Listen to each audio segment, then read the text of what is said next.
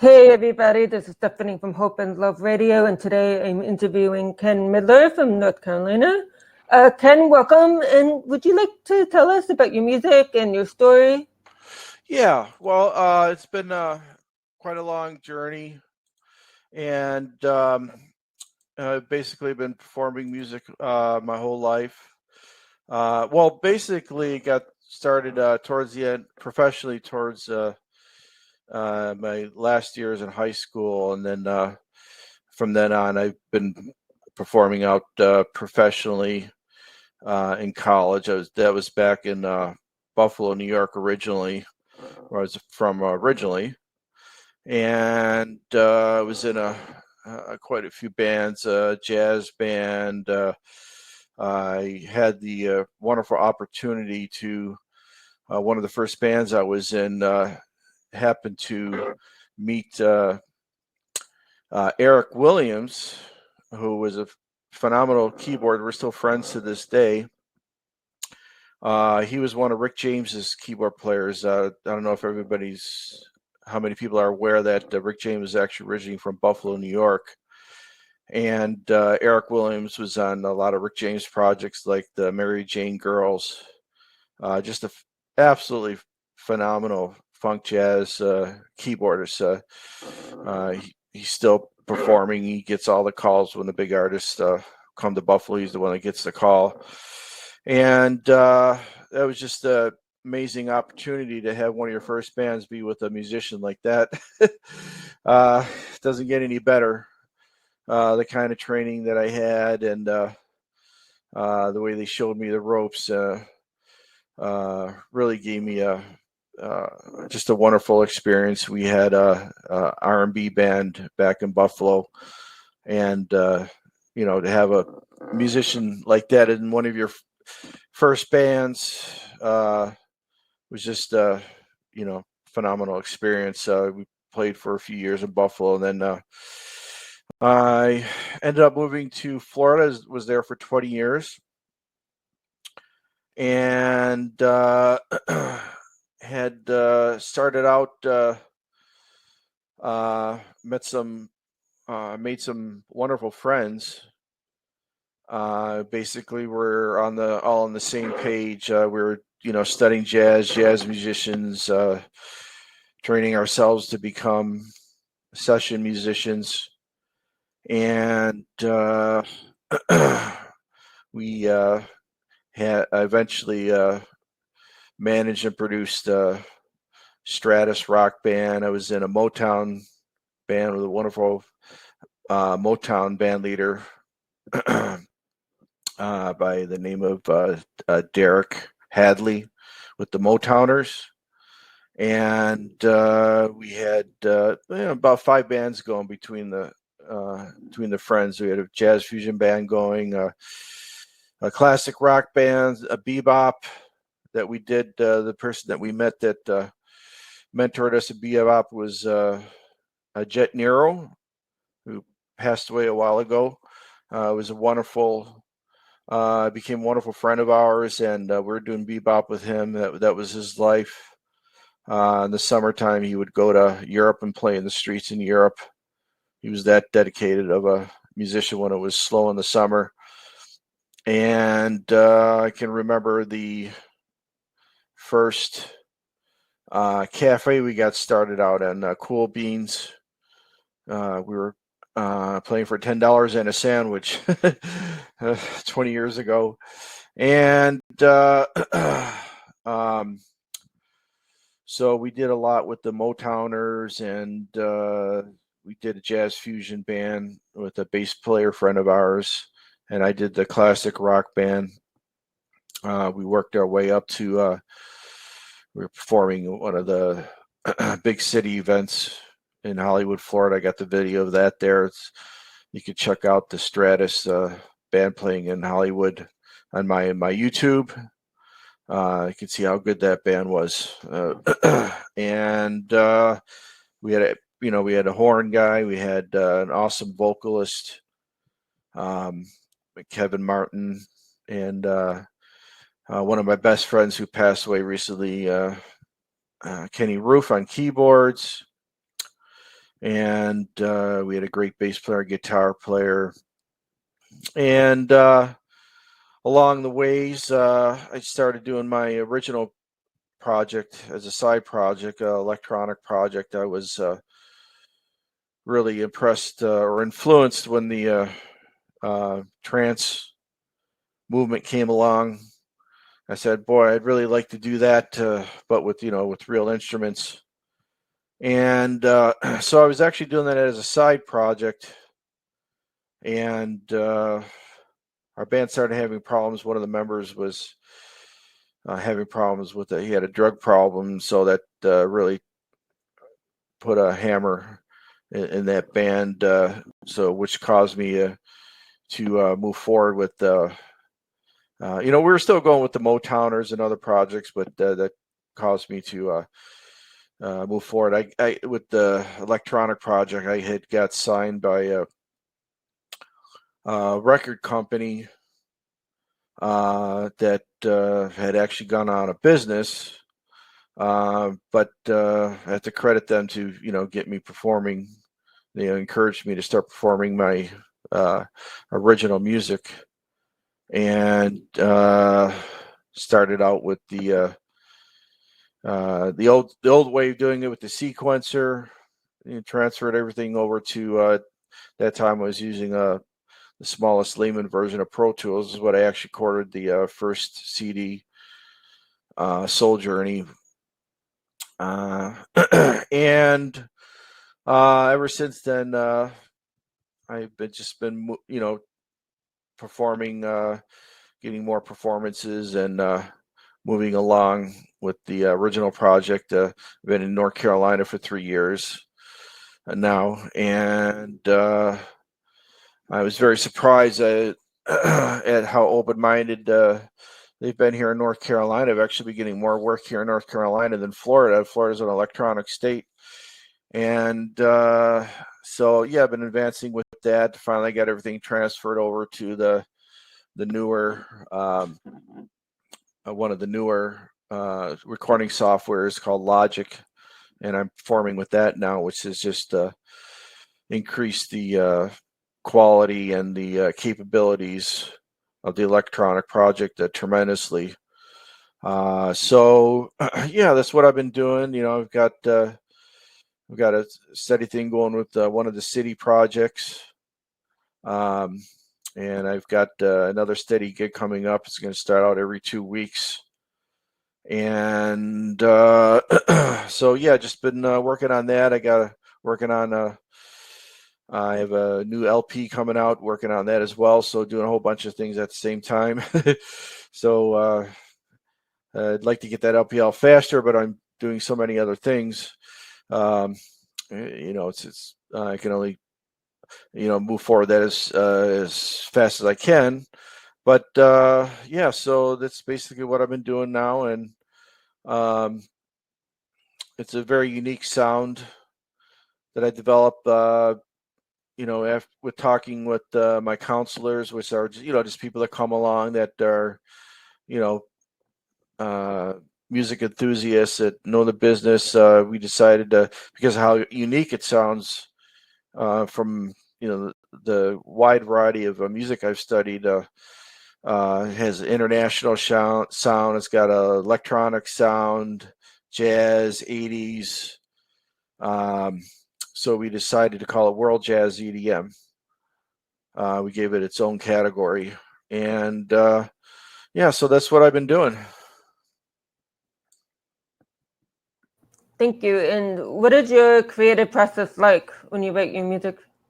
Yeah, well, what I do is basically I don't go into the studio with any pre-thought out type of sounds or patterns, whatever. I just go to the studio cold because I want to continue with the unique sound. I don't try to do any popular chord progressions or songs from the past, or what I do is I just completely closed out in the studio room, and I'll either get influenced. My last song that I'm working on now, or my most recent song I'm working on, was influenced by one of the chord patches from the montage, and so I'll either get influenced by it could be a chord patch from the keyboard or from Logic, or I might do a bass line that comes to mind, or just maybe even a drum beat. Start out with a drum beat, and then go from there. If I start out with the chord patch, then I'll add in the bass line melodies, and some cases horns or other chord patches, and find out which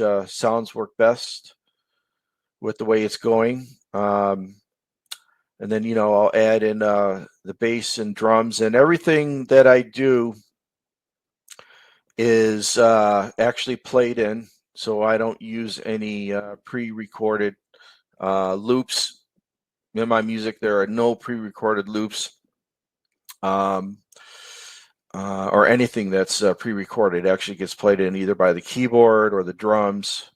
And I also have a wonderful instrument called the Mallet Cat, which is a synthesizer vibraphone, from my percussion studies at the University of Buffalo. And I've come a long way with that. It's been particularly useful in creating like bass lines or guitar parts, with the kind of attack and punch that it gives. It really gives a unique, more realistic sound to whether it's a bass line or a lead line or a guitar part.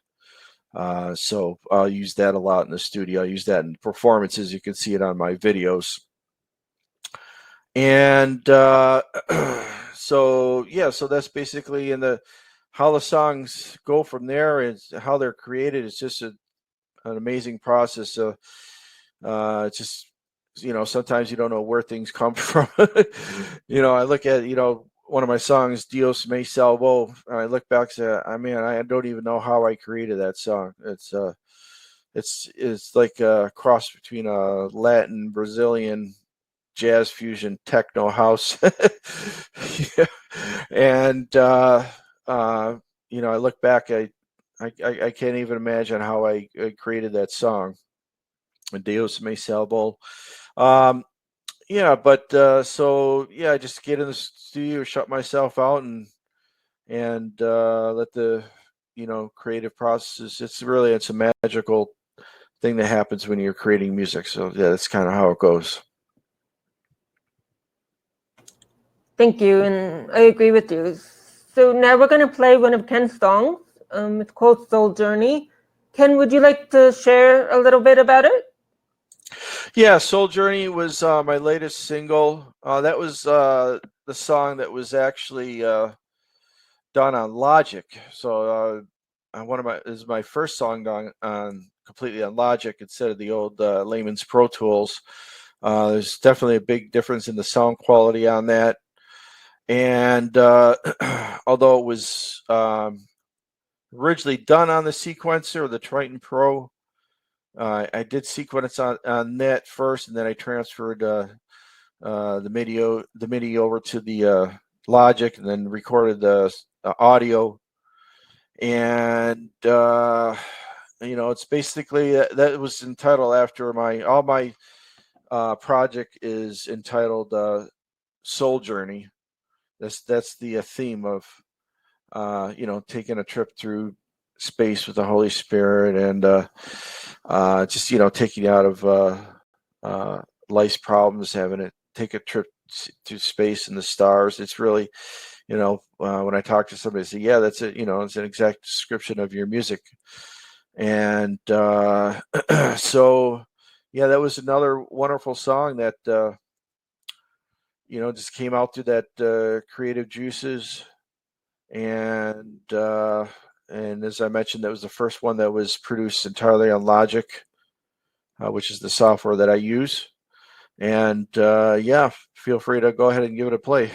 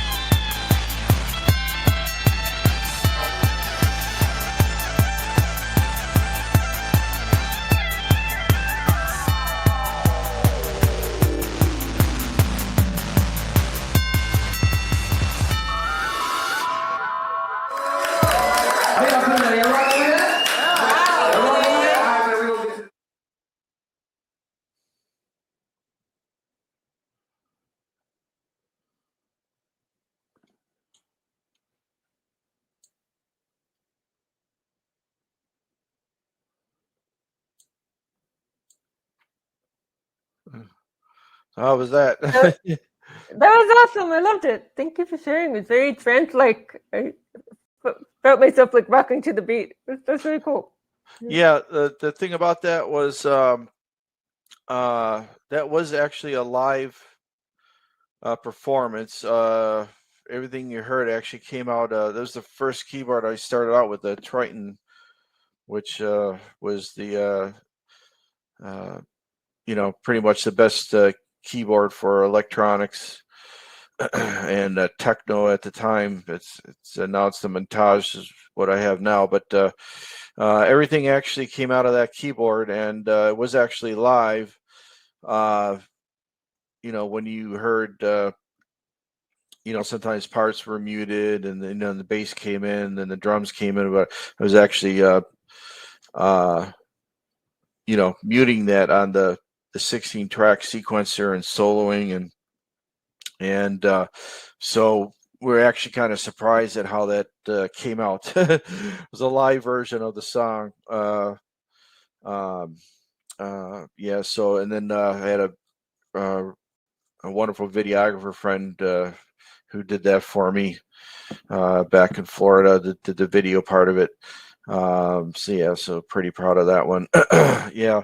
That's what's unique about it is, that it was actually done live on the sequence. You hear me doing the pitch bends and on the keyboard on the other tracks, and the muting and soloing.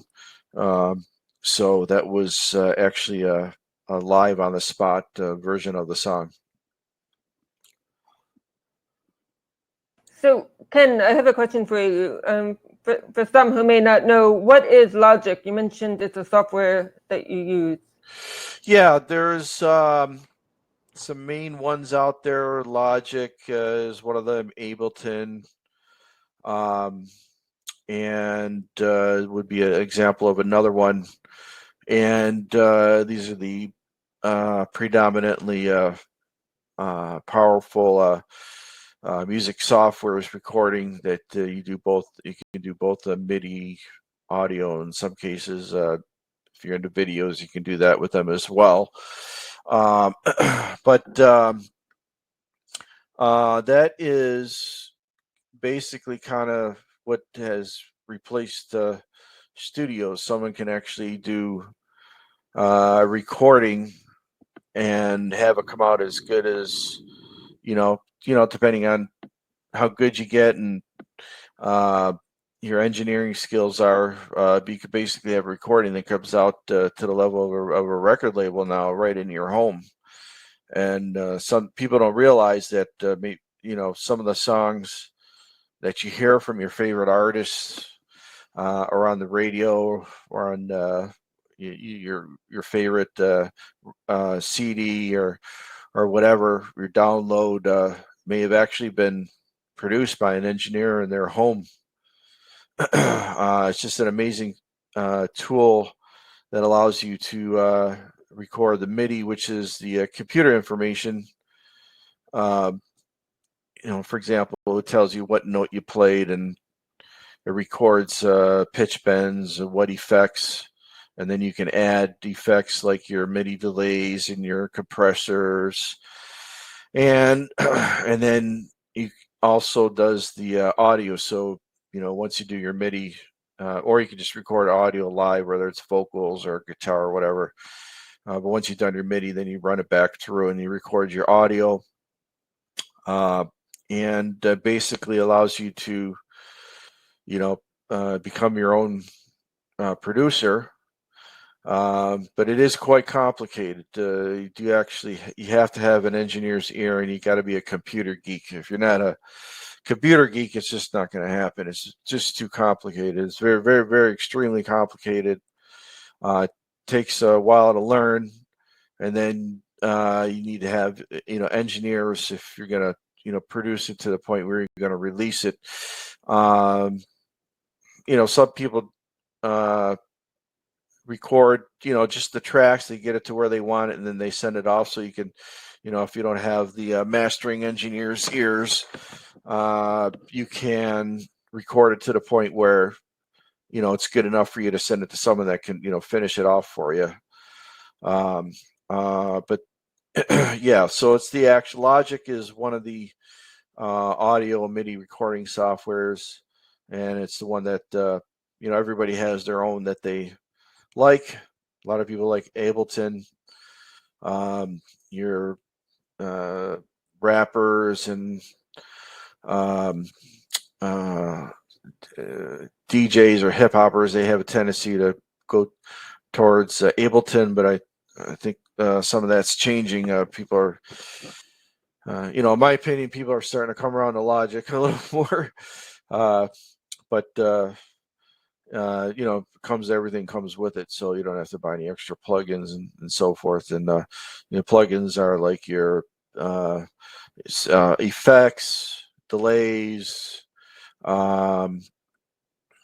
choruses, echoes, compressors, and so forth. And yeah, so that's what Logic is, and that's the software that I use to record my music now.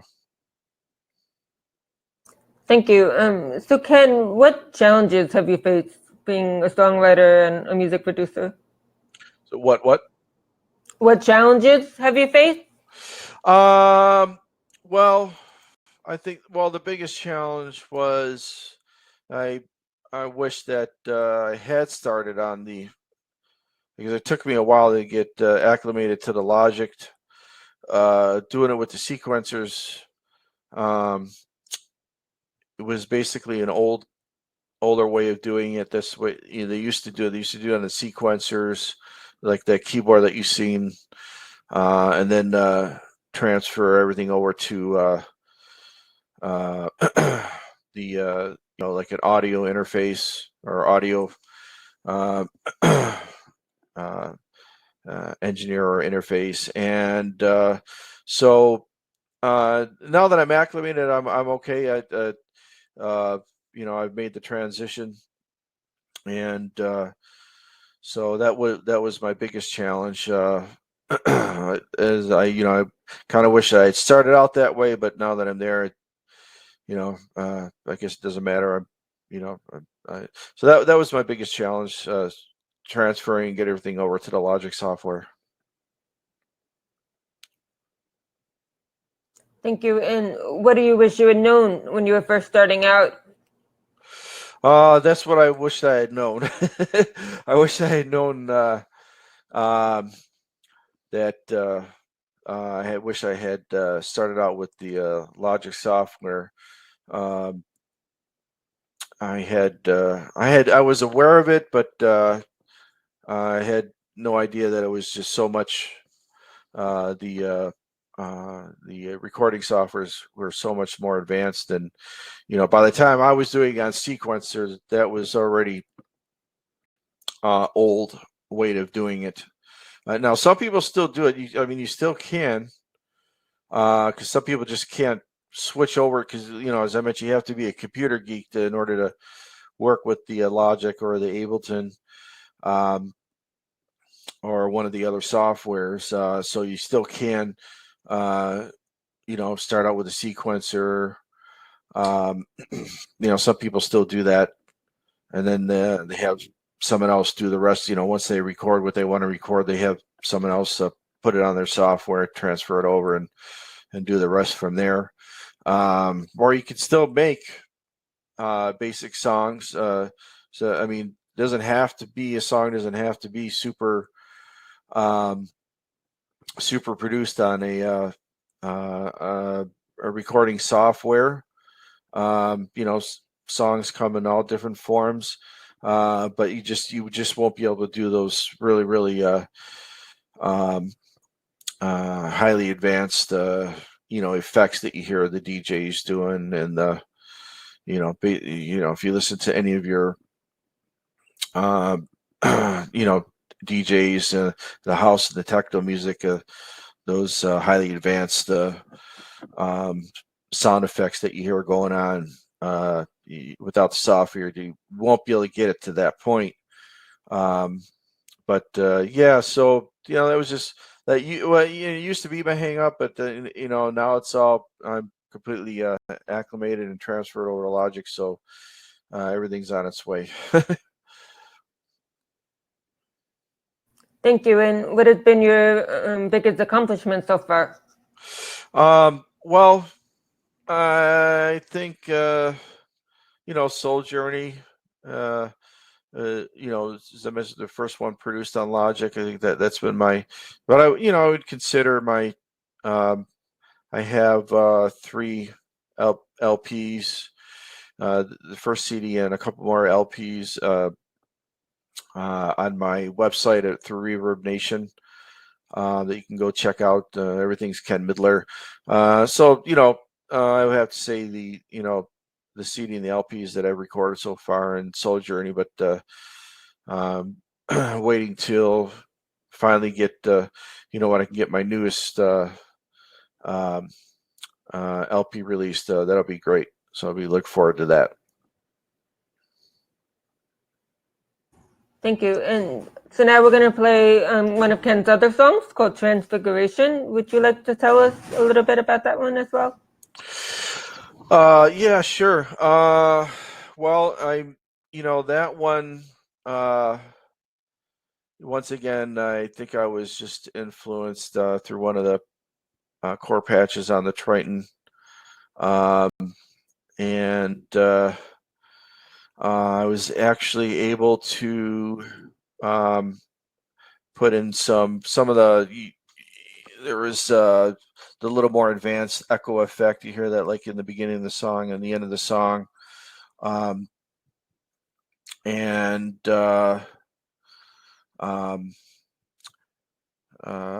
So how that came out is like I when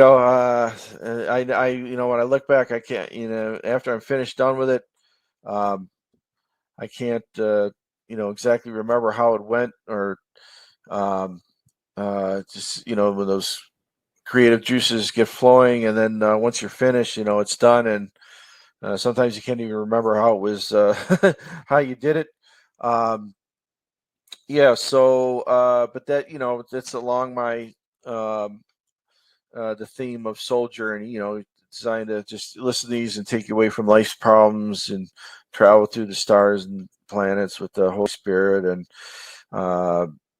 just hopefully the songs will minister to you. And yeah, that's Transfiguration, which was named after the transfiguration of Jesus in the Bible, where the 2 apostles witnessed Jesus being transferred to his heavenly figure, the way he would appear to us now in heaven, showing that because of his deity, his God is being God in the flesh. So that's what the song was named after, was the transfiguration of Christ in the Bible.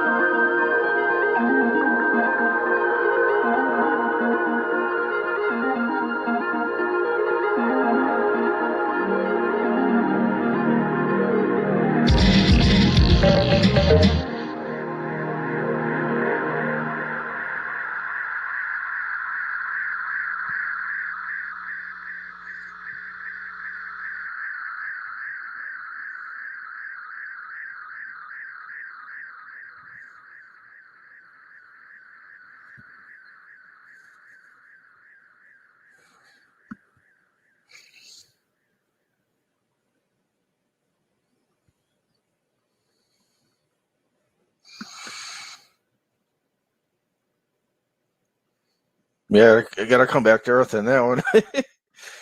Yeah.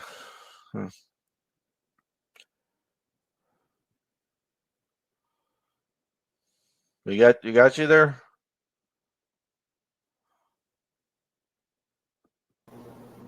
Yeah. Okay. Yeah, to come back to earth on that one. And I had that actually backwards. First one was Transfiguration. That was Soul Journey. Soul Journey was basically it. That's what you saw is what Soul Journey is all about. So the cool thing about that, the video I actually did myself through a video tool of my distributor CD Baby. They had to have a video creation tool, and that's how that one was done. Yeah, but that basically is kind of like Soul Journey project in a nutshell. So I love that. That was really neat, and I love the video too. The way you were able to have all the yeah, different moving images. It was really neat. yeah, yeah. It's actually an easy process through the video tool they have on it. So I'm no videographer. That's not one of my specialties, but you just put together the lines and it kind of like does the rest for you. It matches up the tempo and everything. So Ken, how can we best support you? Like, what can we do to help you? well, come to my gigs. I do have music on 3 albums or 3 LPs. Soul Journey 1, 2, and 3. Soul Journey is titled Soul Journey. Soul Journey 2 is The Journey. Soul Journey 3 is God's Depths. I'll be coming out with Soul Journey 4, but that's not out yet. Yeah, I have the music and the albums on Reverb Nation. Or you can just go to my website. It's all through Reverb Nation. Ken Midler, everything's KenMiddler. Or if you can stream my songs on it's on everything. Apple Music, Spotify. It's on like about 1,000 different platforms. So whatever one you listen to, it should be on there. Just everything's, you can just look up Ken Midler and then come to the gigs. Support click on watch the videos. For the views, and it's not asking for much at this point.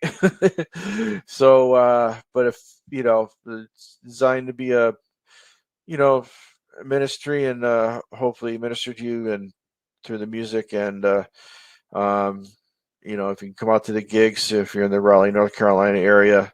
The next one was with the city at Morris Square on September 9th. So the beautiful big inner city park. They got a nice food stand there, and they got water jets for the kids, and it's you can see the beauty and everything that there is in the Raleigh area. They've got so much to do there.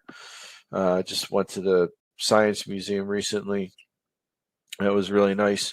And then 2 weeks after that, I'll be starting at Uptown Dogs. There's only one Uptown Dogs in Raleigh.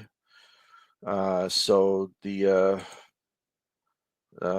Raleigh City is going to be the second, and then that's going to start on the 16th at Uptown Dogs. And so if you come out and it's it's not much to ask at this point. So yeah, come out to the gigs. If you want you can actually purchase the songs or albums on through the website Ken Midler. You just Google Ken Midler, KenMidler.com, or you can and then you can join the email list through the website or through Reverb Nation is where I use for that. And then of course Spotify, Apple, whatever all the other ones are. Basically on every music platform that's out there. Even if you just stream or listen, that's fine with me. Thank you. Is there any advice you have for emerging musicians, and is there anything else that you would like to add? Yeah, well, I always like to do that because the way I got started was I always tell people to make friends in music. How I got started in Florida before I was exclusively doing my electronic project. I really had a pretty big network of friends, musician friends that kept us going. As I mentioned, there was at least 5 projects we were doing between the Motowners. I highly recommend looking up the Motowners. Florida is just in my opinion, is one of the greatest Motown groups. I was playing drums for them. With making music with friends, that way you're not, saying, get out there and perform and don't, if music is really for you, you should get gratification from playing. Does it, whether it's a small amount of people or a large amount of people at a city event or a coffee shop, even if there's like a handful of people there listening to you, and by that you should get gratification from that. If music is from you, then be content. So many stars got started, just either playing out in the street or in bands and clubs. So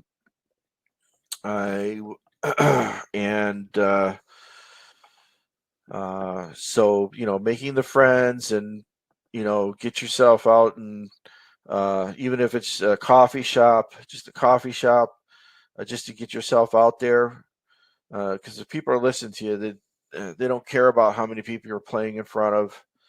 They like to see how you're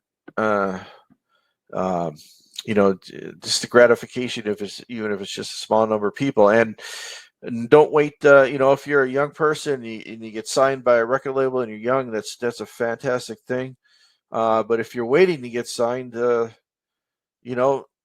sit there making videos. I mean, videos are great, and but don't just sit there making videos. Get yourself out there. Start your own music business. If you're, the Motowners are one of my friend. Friends to this day, Derek Hadley. I mean, he has a wonderful business. He plays from Florida to North Carolina to Texas. He plays, they have 3 bands at 3 different places all at the same time. So, don't sit around there waiting, develop a music business of your own while you're waiting to get signed.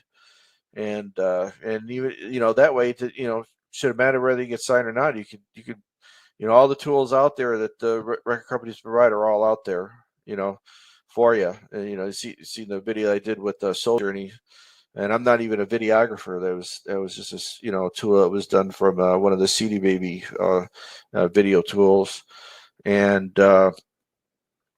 just keep building the social media.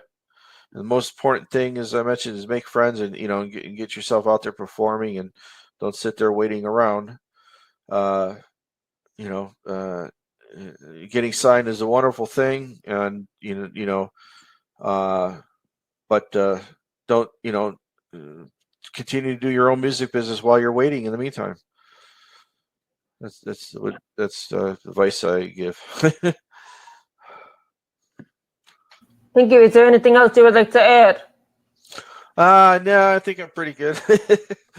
Just the events I got coming up. The